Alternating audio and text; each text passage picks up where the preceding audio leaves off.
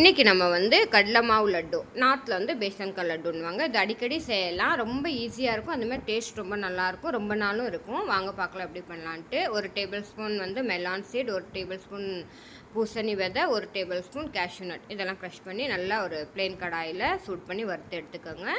அதை ஒரு சைடில் வச்சுட்டு, இப்போ 100 கிராம் நெய் இதையும் நல்லா இலக விட்டுறணும். இதுக்கப்புறம் வந்து 100 கிராமுக்கு 200 கிராம் கடலை மாவு போடணும் நம்ம.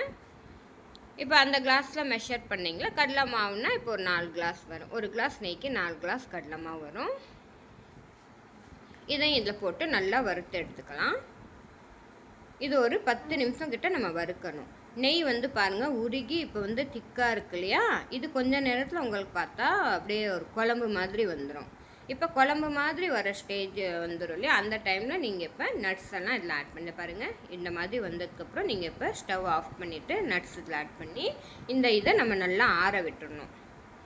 இதை ஒரு சைடு வச்சு ஆற விட்டுருங்க. அதுக்கப்புறம் இப்போ வந்து 100 கிராமுக்கு 100 கிராம் சர்க்கரை எடுத்துக்கோங்க. எடுத்து ஒரு 2 ஏலக்காய் போட்டு இது நல்லா பொடிச்சு இப்போ ஆறின கடலை மாவோடைய அந்த மிக்சர் இருக்கு இல்லையா, அதில் இதை ஆட் பண்ணி நல்லா ஆறிடணும். கொஞ்சம் கூட சூடு இருக்கக்கூடாது.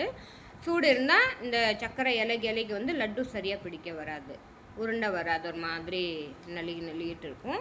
இப்போ இதை வந்து நம்ம லட்டு பிடிக்கலாம். நல்லா ஆறின மாவில் லட்டு பிடிக்கணும், இல்லாட்டி இந்த மாதிரி வரும்.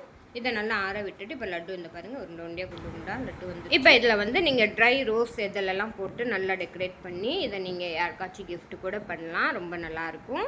இது வந்து நீங்கள் பூஜைக்கு பிரசாதமாக யூஸ் பண்ணலாம், ரொம்ப டேஸ்டியாக இருக்கும். ஒரு மாதம் உங்களுக்கு இடாமல் இது தாங்கும். ஓகே ஃப்ரெண்ட்ஸ், பாய். என்னோடய சேனலை